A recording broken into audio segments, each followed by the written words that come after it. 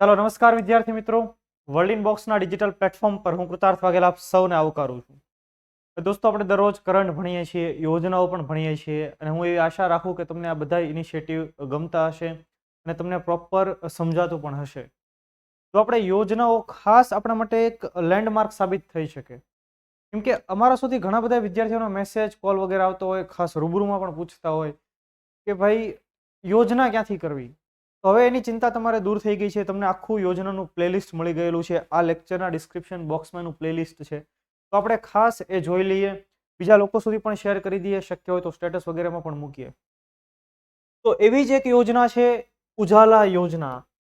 જો ભારત સરકારની બે યોજનાઓ પરીક્ષાની દ્રષ્ટિએ, ઘણી બધી યોજનાઓ ઇમ્પોર્ટન્ટ છે, પણ એક આવી જ બીજી એક યોજના ઉજાલા યોજના અને ઉજ્જવલા યોજના. આમાં ઘણું બધું કન્ફ્યુઝન રહેતું હોય છે. તો આ જો ઉજાલા, ઉજાલા એટલે શું? પ્રકાશિત કરવું. એનો મતલબ કે આ પ્રકાશિત કરવું એટલે શું? ઇલેક્ટ્રિસિટી, કંઈક બલ્બ, એની સાથે સંબંધિત યોજના છે. અને ઉજ્જવલા તો એ સિલિન્ડર સાથે સંબંધિત યોજના છે, એલપીજી સિલિન્ડર સાથે સંબંધિત યોજના છે. આપણે એ પણ કવર કરી લઈશું. તો આપણે આ લેક્ચરની અંદર ઉજાલા યોજના જોઈ છે, તો આપણે વધારે સમય ન લેતા જોઈએ ઉજાલા યોજના. એનું પૂરું નામ, ક્યારે લોન્ચ થઈ, એનો ઉદ્દેશ્ય શું. પહેલા તમે ટાઇટલ જો, અહીંયા તમને એક સરસ મજાનો બલ્બ દેખાય છે, એલઈડી બલ્બ. ઉજાલા, અહીંયા એનું પૂરું નામ. આ યોજનાથી ઘણી બધી ઉર્જાની બચત આપણે કરવામાં સફળ રહ્યા છીએ અને આ ભારત સરકારની સફળ યોજના છે કે ભાઈ આપણને એલઈડી બલ્બ સરકારે પ્રોવાઈડ કર્યા, ખૂબ નજીવી કિંમતે એલઈડી બલ્બ આપ્યા. અને જો કોઈ લોકો એલઈડી બલ્બ નથી ખરીદી શકતા તો શું? તો એને લાઇટ બિલની અંદર એ રકમ સમાવી દે, એવી બધી પણ પ્રાવધાનો હતા. એટલા માટે આ યોજના ખૂબ ઇમ્પોર્ટન્ટ, આપણી પરીક્ષાની દ્રષ્ટિએ પણ એટલી જ ઇમ્પોર્ટન્ટ છે. તો આપણે જોઈએ પહેલાનું પૂરું નામ. ઉજાલા યોજનાનું પૂરું નામ છે ઉન્નત જ્યોતિ. ઉન્નત Jyoti by Affordable LEDs for all. કે તમામ લોકો માટે વાજબી કિંમતે, એફોર્ડેબલ રેટ પર એલઈડી પ્રોવાઈડ કરવી. એ પ્રકારની આ યોજનાનો ઉદ્દેશ્ય રહેલો, એ પ્રકારનું આ યોજના અંતર્ગત આયોજન રહેલું છે. કેમ એલઈડી? તો આપણને લોકોને ખ્યાલ છે કે ભાઈ એલઈડી બલ્બ ઉર્જાનું કન્ઝમ્પશન ઓછું કરે, ઓછી ઉર્જાની ખપત થાય, ઉર્જાની બચત થાય. અને બીજું કે આપણે ઉર્જાઓ માટે, એનર્જી માટે કોના ઉપર નિર્ભર છીએ? કોલસા પર નિર્ભર છીએ વધારે પડતા. એના કારણે પ્રદૂષણ થાય છે. વર્ષ 2070 સુધીમાં આપણે નેટ ઝીરોનો લક્ષ્યાંક રાખેલો છે, વડાપ્રધાન નરેન્દ્ર મોદીએ ઘોષણા કરેલી છે ગ્લાસગોની અંદર. તો આ બધા લક્ષ્યાંકોને આપણે અચીવ કરવા હશે તો કંઈક આવી બધી યોજનાઓને સફળ આપણે બનાવવી પડશે અને અમલીકરણ પ્રોપર કરવું પડશે. તો તમને જે સવાલ પૂછાય કે ઉજાલા અંતર્ગત યુનો અર્થ જણાવો, તો કે ઉન્નત. જ્યોતિનો અર્થ જણાવો, તો કે જે. પછી એનો અર્થ જણાવો, એફોર્ડેબલ. એલ એટલે એલઈડીઝ અને છેલ્લે જે એ છે એનો અર્થ થશે ઓલ. ઉન્નત Jyoti by Affordable LEDs for all, એ આ પ્રકારની યોજનાનું પૂરું નામ છે, જેને વર્ષ 2015માં લોન્ચ કરવામાં આવી હતી. ક્યારે? એનો મતલબ મોદી ગવર્મેન્ટ 1.0, નરેન્દ્ર મોદીએ વડાપ્રધાન તરીકે જ્યારે પહેલી વાર શપથ લીધા, પ્રથમ એનો જે કાર્યકાળ હતો 2014 થી, એ પછીના જ વર્ષે એટલે કે 2015ની અંદર આ યોજનાને લોન્ચ કરવામાં આવી છે. સમજી રહ્યા છો તમે દરેક?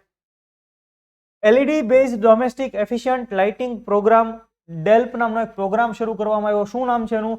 LED based Domestic Efficient Lighting Programme. કે આપણે એવી લાઇટનો ઉપયોગ કરવો છે કે જેનાથી ઓછામાં ઓછી ઉર્જા વપરાય, પરંતુ લાઇટિંગ પ્રકાશ તો એટલો જ રહે પણ ઉર્જાનું કન્ઝમ્પશન ઓછું થાય. એના માટેનો ખાસ programme domestic efficient lighting programme. અને આ પ્રોગ્રામના ભાગ રૂપે આખું એક ઇનિશિયેટિવ શરૂ કરવામાં, એક યોજના શરૂ થઈ, જેને આપણે કહીએ છીએ ઉજાલા યોજના. જેનો ઉદ્દેશ્ય ઉર્જાના કાર્યક્ષમ ઉપયોગને પ્રોત્સાહન આપવાનો. કાર્યક્ષમ ઉપયોગ એટલે શું? ઓછી ઉર્જા વપરાય એ રીતે આપણે કામ કરવાનું. જો કઈ રીતે? કન્ઝમ્પશન, ઉર્જાનું ઓછું કન્ઝમ્પશન થાય, ઓછો વપરાશ કરવાનો, ઉર્જાની બચત કરવાની, અને સાથે લાઇટિંગ. તો આવા ખાસ અલગ અલગ ઉદ્દેશ્ય સાથે આ ઉજાલા યોજના વર્ષ 2015માં શરૂ કરવામાં આવેલી. અને આપણને લોકોને, આપણે તો કોઈ પણ ઇલેક્ટ્રિસિટી આપણને લાગુ પડતી હોય, જે પણ પીજીવીસીએલ લાગુ પડતું હોય, એટલે કે પશ્ચિમ ગુજરાત વીજ કંપની લિમિટેડ હોય, ઉત્તર ગુજરાત વીજ કંપની લિમિટેડ હોય, કોઈ પણ આપણને ઓર્ગેનાઇઝેશન લાગુ પડતું હોય, આપણને જ્યારે બિલ આવે એની સાથે આપણે લઈ ખરીદી શકતા હતા, એ રકમ બિલમાં ઉમેરી દે, એવા અલગ અલગ પ્રાવધાનો હતા. આપણે એલઈડી બલ્બની ખરીદી પણ કરી હતી. તો અહીંયા તમે જો Ujala, Unnat Jyoti by Affordable LEDs for All, money saving, brighter lightning, energy saving અને એન્વાયરમેન્ટ ફ્રેન્ડલી. આ પહેલ સમગ્ર દેશમાં 36.78 કરોડથી વધુ એલઈડી બલ્બ વિતરણ સાથે વિશ્વના સૌથી મોટા શૂન્ય સબસિડી ઘરેલું લાઇટિંગ પ્રોગ્રામ તરીકે ડેવલપ થઈ. તમે વિચારો, આજે 8 વર્ષ થઈ ગયા છે આ યોજનાને, ઘણી સફળ રહી. આંકડો એનાથી પણ વધારે છે. કરોડો એલઈડી બલ્બનું વિતરણ કરવામાં આવ્યું છે આ યોજના અંતર્ગત. હવે આપણે જોઈએ જે સવાલ જ્યાંથી નીકળે કે આ યોજનાનું અમલીકરણ કોણ કરે છે, એનું ઇમ્પ્લિમેન્ટેશન કોણ કરે છે. ખાસ આપણા માટે ઇમ્પોર્ટન્ટ, તો એનું ઇમ્પ્લિમેન્ટેશન કરે છે મિનિસ્ટ્રી ઓફ પાવર. એના અંતર્ગત કામ કરતી એક એજન્સી, એક સંસ્થા છે જેનું નામ છે Energy Efficiency Services limited.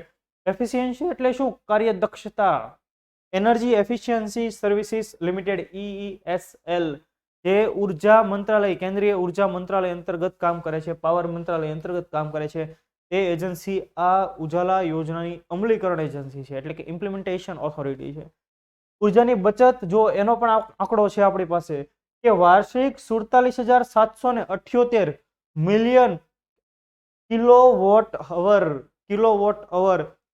47,778 million kilowatt hour જેટલી ઉર્જાની પણ આપણને બચત થઈ હતી. હવે એનો લાભ આખરે કોને છે? તમને ને મને જ છે, દેશને જ છે. તો આ ભારત સરકારની એક મહત્વની યોજના, જે યોજનાનું નામ છે ઉજાલા યોજના. તમે ઉજ્જવલા યોજના વિશે પણ સર્ચ કરજો. ઉજ્જવલા, આપણે પછીના કોઈ લેક્ચરની અંદર ઉજ્જવલા યોજના પણ લાવી દઈશું, જેથી કરીને આપણને બંને વચ્ચે કન્ફ્યુઝન ન રહે. પરીક્ષામાં કયો મુદ્દો પૂછ્યો છે આપણા મગજની અંદર સ્ટ્રાઇક થઈ જાય. તો એવી અપેક્ષા અને આશા રાખું કે તમને આ મુદ્દો સમજાઈ ગયો હશે, આ યોજના પણ સમજાઈ ગઈ હશે.